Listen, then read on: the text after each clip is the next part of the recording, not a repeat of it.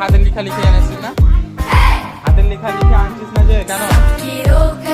হ্যাঁ, বাড়িতে ফোন করবো তো বাবাকে, বলবো? হ্যাঁ,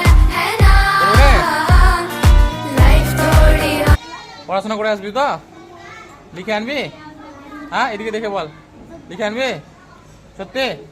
আর না আনলে কি করবো? না আনলে কি করবো জোরে করে বলে দে। না আনলে কি করবো? যদি লিখে না আনিস তাহলে কি করবো বল?